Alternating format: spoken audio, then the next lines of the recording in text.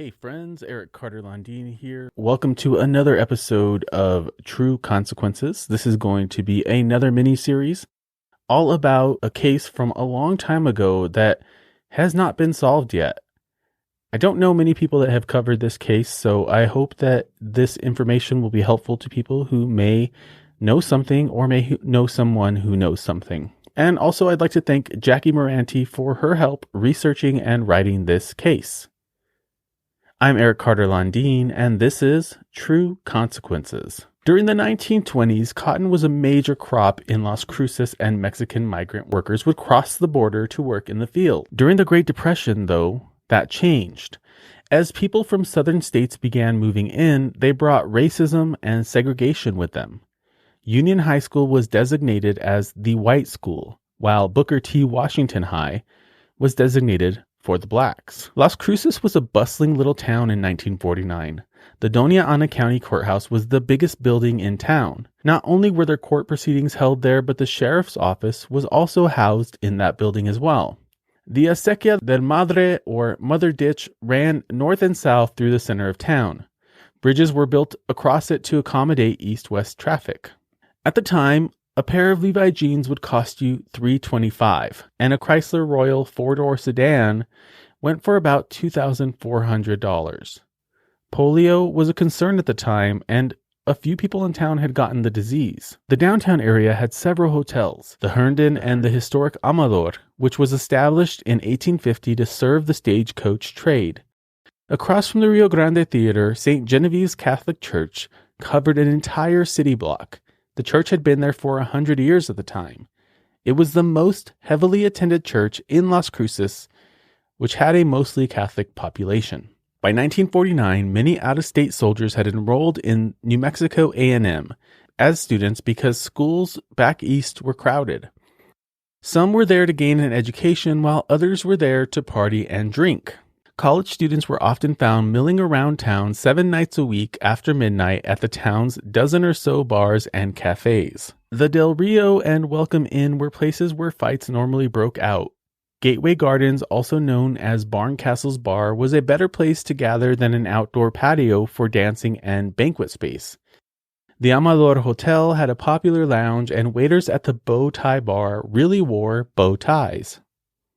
Soldiers and civilians from the White Sands Proving Grounds also came to town for the nightlife. Illegal gambling could be found in several clubs in the area. The state of New Mexico was being groomed by the Chicago Mafia for casino gambling and other vices. Mikey Cohen, Bugsy Siegel, and others had come to New Mexico for the purpose of buying prime real estate around Santa Fe in order to build huge Vegas-style casinos. They wanted to make Santa Fe what Vegas is today. Las Cruces was envisioning becoming the next Reno. All of this was, of course, being done on the down low. Gambling was illegal in New Mexico at the time. Payoffs by government officials in New Mexico were common, and Las Cruces officials were knee-deep in the trade. Officials from Santa Fe, the state capital, would make the 282-mile drive to Las Cruces, often to accept payoffs for protection from raids by the police. And somehow, an 18-year-old got mixed up in all of this.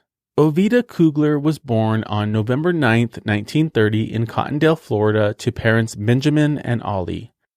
She had 2 sisters, Valletta and Willow, and a twin brother named Willie. The family moved to Las Cruces from Cottondale in 1943 so her father could recover from tuberculosis in the dry air of New Mexico. She was 14 years old when he passed away from complications of tuberculosis a year later. After the death of her father, Crickett dropped out of school so she could help support the family. She began waitressing at Tortugas Cafe, but would often not show up for work, so she ended up getting fired. She then went to work at the Deluxe Cafe. Some say she got the nickname Crickett because she always wore high-heel shoes, and her shoes made a clicking noise across the floor when she walked. It sounded just like a cricket. Others say that the name was given to her as a child since she was so small and always on the move. At 5 feet 2 inches tall, weighing about 100 pounds, she was very petite and very pretty. People who knew her would describe her as vivacious, outgoing, and confident. She was sharp and had quick comebacks. She was attractive, healthy, young, friendly, and men paid attention to her. She could be a bit moody and a little conceited, but she was 18. She had a quick and sometimes violent temper. She seemed older than 18. She grew up too fast, and maybe she had to. She was a survivor. She was forced to be a survivor. Stories about Crickett began to circulate after her murder. In 1948, Art Marquez, a taxi driver, visited the Deluxe Cafe whenever he knew Crickett was working. He called her Ovi. Art teased Crickett about her southern accent and was charmed by a little giggle that she often began conversations with. He wanted to ask her out on a date, but she always seemed so much older and wiser, and he was intimidated because she hung out with law enforcement and other officials. He asked her out shortly after he joined the army and was deployed to Japan in January of 1949. Crickett agreed to go out with him when he came back. When he returned to Las Cruces in 1950, the first thing he did was head to the cafe to find her and make a date. He hadn't been able to forget her during his entire deployment. He was shocked to find out that Crickett had been murdered the year before. He walked around town for a long time feeling numb. She was so pretty, he would later remember. I love the name Ovida. Border Patrolman Silva Bryant described Crickett in the following way, quote, "She was a happy-go-lucky 17-year-old who dated about anyone who came in, didn't draw any lines. She was kind of irresponsible." End quote. Everyone has one friend that they can always count on, and for Crickett, that friend was Josephine Talamantes. Josie worked with Crickett at the Tortugas. 3 days before Crickett disappeared, Josephine had gone with her to Juarez, Mexico. Josie and Crickett had been photographed by a street photographer that evening as they crossed the San Jacinto Plaza. The photo stub would later be found in Crickett's wallet. It had a soldier's name written on it. Authorities would try to track him down after her disappearance, but he was never found. That night, Josie and Crickett caught a cab to Juarez for dinner and drinks. They then came back to El Paso and spent the rest of the evening drinking at the Green Frog Cafe. Josie would later tell of a dark, husky soldier who talked with Crickett and danced with her several times. Crickett and Josie headed for the bus station at about 9 p.m., but the bus had just left, so they went back to the Green Frog. They found their previous booth was occupied by another party, but the same soldier who had talked with Crickett earlier offered them a seat at their table. The soldier then walked the girls to the bus station around midnight. He talked with Crickett again at the door of the bus. Then the girls boarded the bus and came back home to Las Cruces. When they got back to Las Cruces, Josie headed for the taxi stand to catch a ride home, but Crickett said she wanted something to eat first. Crickett asked Josie if she had enough money for a taxi. That was the last time Josie saw Crickett. Other stories that circulated about her weren't so positive. People speculated that she had been seen having sex with men for money, but no one ever said that out loud about her. She was seen several times in the company of law enforcement and other officials from Santa Fe. One of her coworkers tried to advise Crickett that she was in with a bad crowd when she found out that Crickett had dated at least one state official. She would later be quoted as saying, quote, "Crickett had gotten into a bad crowd, that Santa Fe crowd, and they had her believing everything they said. And she wouldn't listen to her folks, and she wouldn't listen to me. She never went with anybody her own age. She thought she was older than she was, and she thought she was traveling in high company. She always said, quote, 'I can't tell you his name,' end quote." Crickett had not only gone out with politicos from Santa Fe, but also men from the White Sands Proving Grounds, soldiers from El Paso's Fort Bliss, and some local men. Her mother would later say that she had dated a bus driver named Lauren Welch, businessman Jack Baird from Deming, and taxi driver Joel Coffey, the nephew of taxi number 9 owner Clay Cole. Her dry cleaner later reported that often there would be significant amounts of blood on her clothing when he cleaned them. Some of the men that Crickett was seeing were abusive to her. Sadomasochistic sex and brutal alcoholic rages could have accounted for some of the blood on her clothes and injuries that others noticed on Crickett after a night out with these men. About 2 years before her murder, Crickett showed up at the dorm room of a couple of soldiers who were going to A&M on the GI Bill. She was disheveled and asked for a ride into town. They asked her if she wanted to be taken to the police station, but she said no. She wanted to go to Tortuga's Cafe. She didn't tell much of her story that night, but what they gathered from her was that she had been assaulted and abandoned in the desert and left to find her way home. At the time of the incident, she may have been 15 years old. She was definitely not older than 16. She did not ask to go home or to the police. She asked to go to the cafe. Who was there to help her? Silba Bryant, the border patrolman, once noticed that there was an injury to one side of Crickett's head, and she complained of a shoulder injury. He asked her if some man had given her a hard time. She said, "Hell no, I just got mad and jumped out of the car." She knew that the townspeople looked down on her, so possibly the answer she gave to Silba Bryant was to show that she could take care of herself. But it also could have been the truth. She was known to jump from moving vehicles if things got out of hand on a date. She may have jumped from a car on the early morning of March 31st, 1949. It was also not uncommon for her to be left in the desert after an encounter to find her own way home.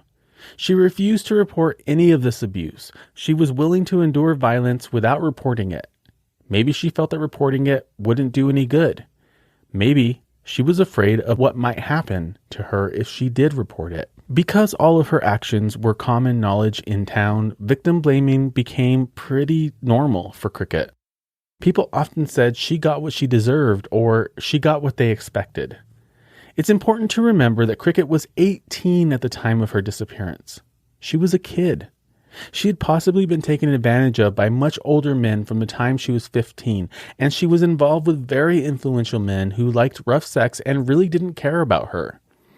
I'm sure they told her how much they loved her. I'm sure they made lofty promises to her. They may have even given her money, because that's the way manipulation works.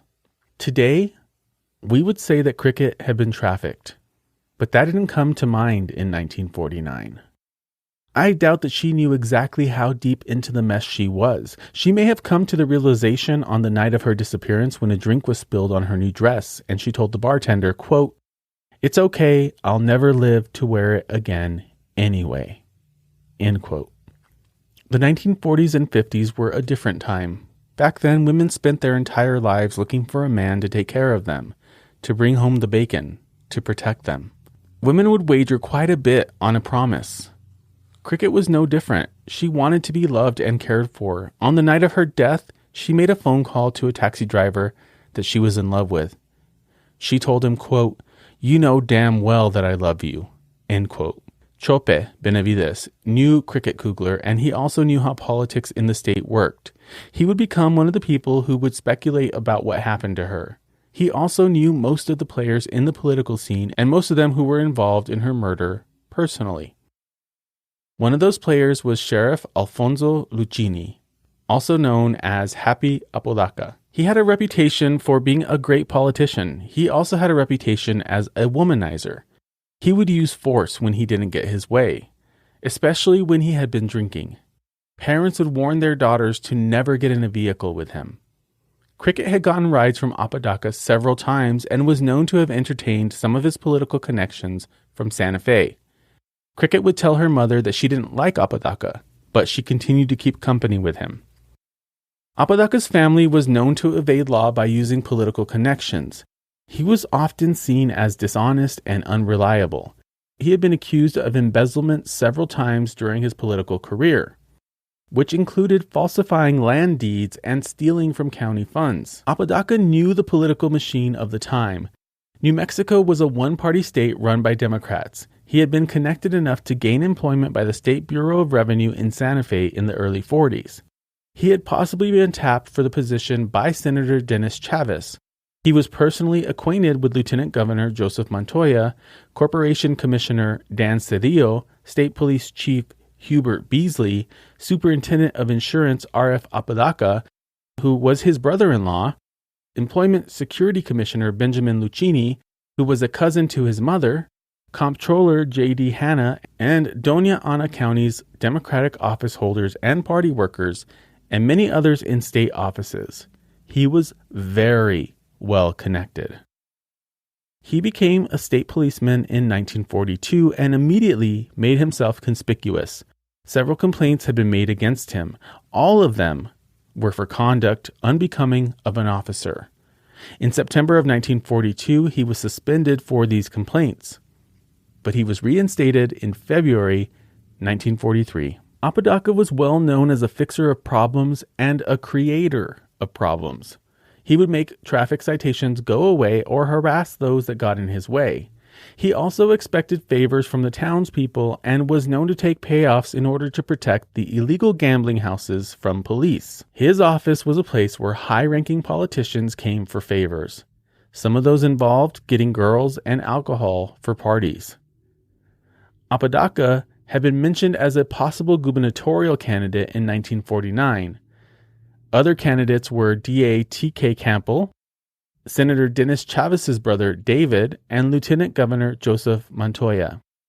Happy Apodaca would be the one person who probably knew everything about Crickett Coogler, and he took those secrets with him to the grave. Witness accounts of Crickett's last night in town are sketchy. Stories would change over the years. Several people, several vehicles, and several sightings would be reported time and time again, with details getting missed or changing over time. Crickett had finished her shift at the Deluxe Cafe at 3 p.m., and then she'd gone around town drinking and arrived at home at around 6:30 to get freshened up for a date. Crickett was underage. She wasn't supposed to be drinking. The establishments in town knew she was only 18, but they still served her, and several other minors, anyway. 4 hours between Crickett getting off work at 3 p.m. and leaving her home at 7 p.m. for her date were mostly unaccounted for. Lauren Welch reported that he saw Crickett on the corner of May and Main Street in her waitress uniform at around 6:15 or 6:30 p.m., but he was the only person to have seen her. After she walked the 2 blocks home, she told her mom that she had a dinner date, but she refused to say with whom. Her mother would later say she felt that the night was very important to Crickett. Crickett dressed in a gray skirt and a blue and gray plaid jacket with a pair of red pumps that she had borrowed from her sister. She had a matching red leather purse. Crickett's mother found her wallet at home after she left and thought it was odd that she hadn't taken it with her. After dressing for her date, she walked back over to Main Street. The Cooglers didn't have a phone, so the date was likely arranged by a phone call to the Deluxe Cafe or through a visit in the restaurant. Making the rounds was a popular way to go out on the town, bar hopping, essentially, moving from one bar to the other depending on the crowd. Gambling was available at some of these private clubs, illegally, of course. Crickett was making the rounds on the evening of March 30th, 1949. She went to the first of many bars in town and ordered the first of many drinks that she would have that night. Luther Mosley was one of the men who was keeping company with Crickett that night. He was a truck driver for the P.R. Byrne Construction Company in town. He was 26 years old. His nickname was Mr. Green Eyes, since he wore glasses that had green lenses. He was a semi-regular in the bars and cafes of Las Cruces. Bob Ash, the manager of the Deluxe Cafe, would later say that Luther Mosley was seen with Crickett several times on the evening of March 30th. Waitress Leonora Shorty Fisher said that she saw Crickett sitting next to Luther early in the evening at the Del Rio. She said that Crickett was ignoring him and they appeared to be angry with one another. After midnight, several people saw Crickett with Jerry Newsom. Jerry was a native of Clovis and a football player with the Pittsburgh Steelers. It was the off-season, so Newsom was in town to continue his coursework at A&M. He had celebrity status because of his connection with the Steelers.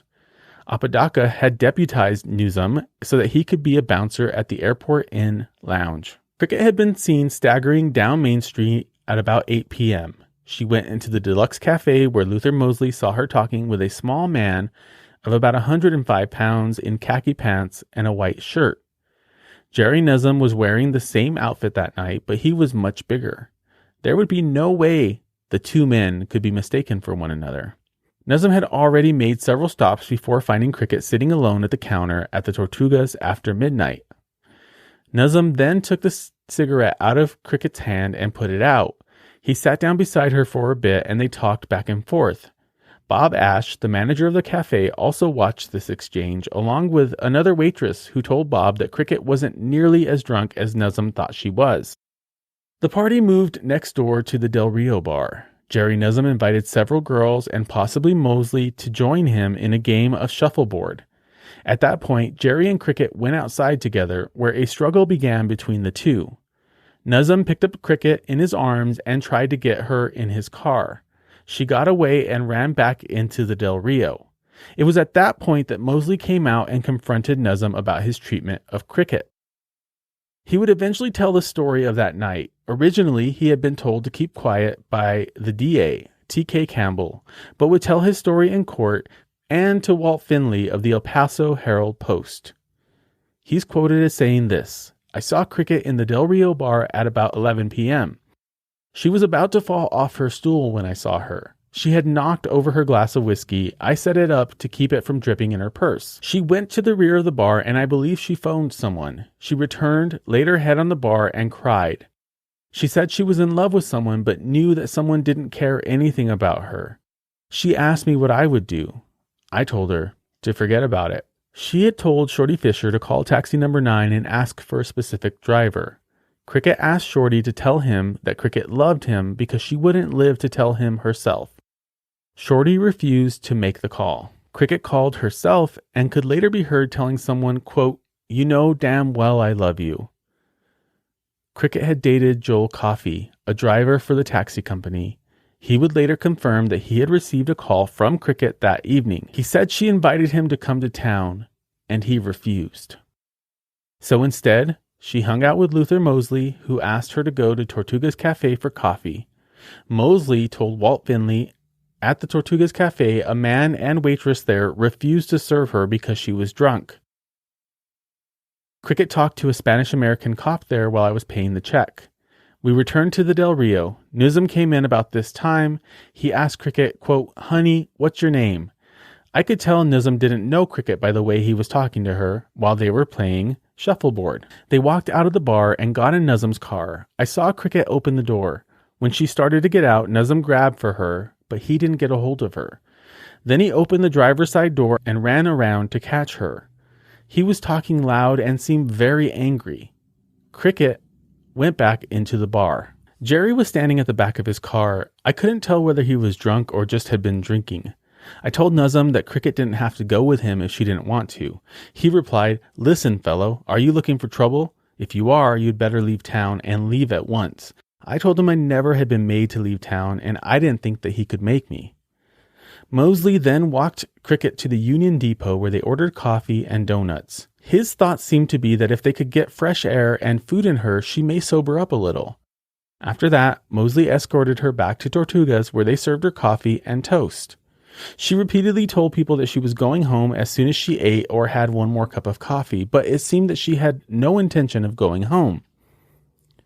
At some point, Mosley began buying Cricket more drinks. They went back to the Del Rio, then the Deluxe Cafe.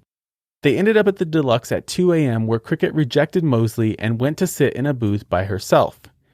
Jerry Nuzum joined her after that.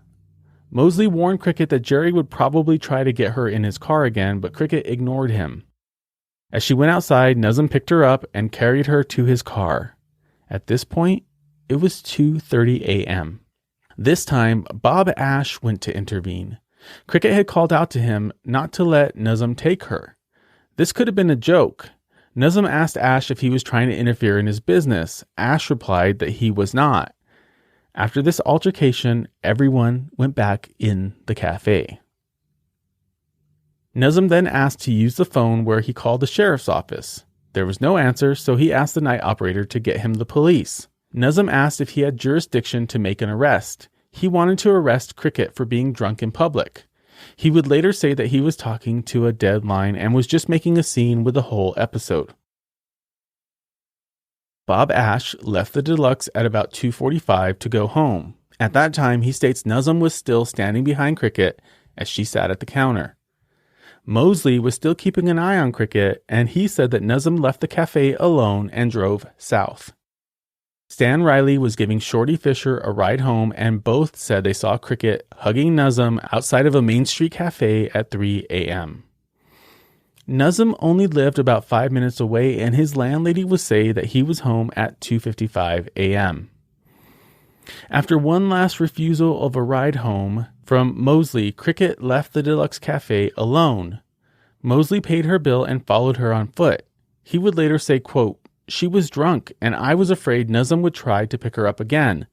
That's why I followed her. She came out of the cafe and walked north across the street at a signal light. A car was going north, and she was about to get in the middle. I said to Crickett, 'Watch that car.' She kept walking like she didn't see it. The car slowed down almost to a stop. There were 2 men in the car as well as I can remember. The men said something to Crickett, and I don't know whether she said anything or not. She walked across the street and past the post office, then south on Church Street. She started running when she turned on Church Street. Then she fell down. She seemed like she was crying or screaming. I said 2 or 3 times, 'Are you hurt?'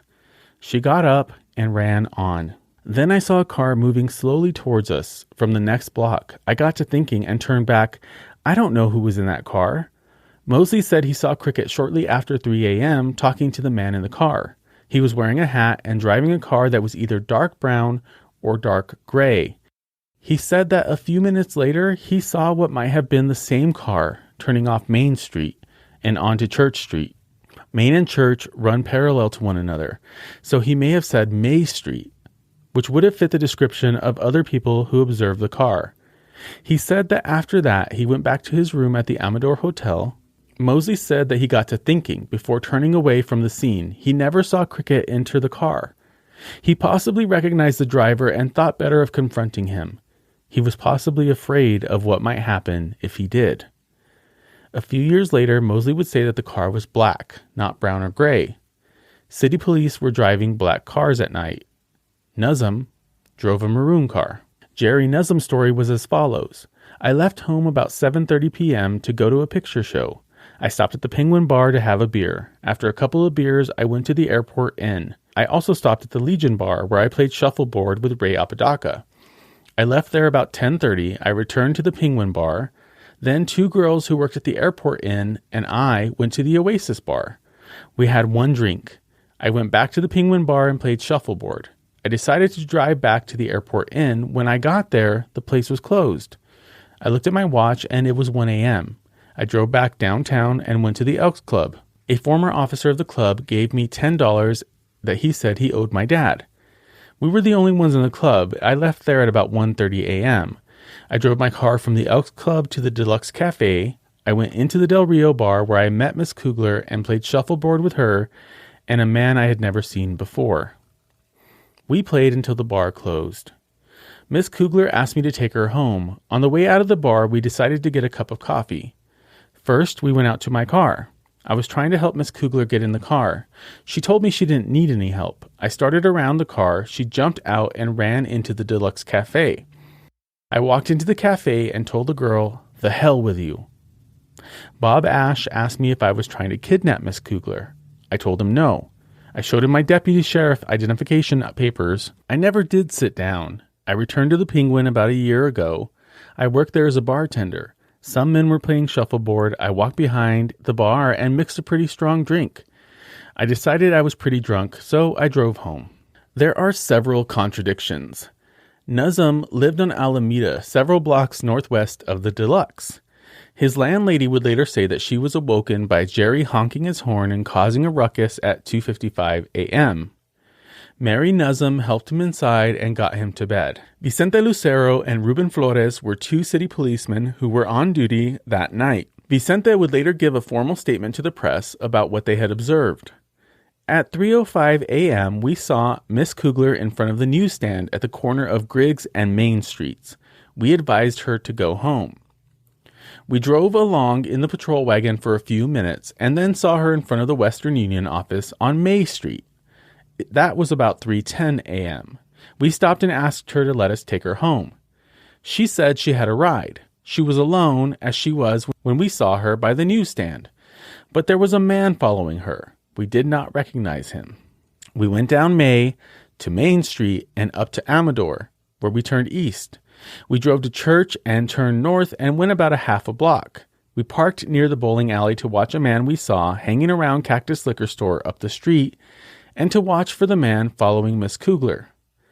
Then Miss Coogler came around the corner by Gateway Gardens and came down Church Street. While we were watching the two men up the street and watching her walk along the sidewalk, a car came slowly down Church Street, going the same direction as Miss Coogler. It turned west on Bowman Street and stopped about 40 feet from the corner of Church and Bowman. We saw Miss Coogler leave the sidewalk and get in. We did not know which way it turned when it reached Main Street. We did not follow the car because the patrol wagon would not start and because the man was still loitering near Cactus Liquor.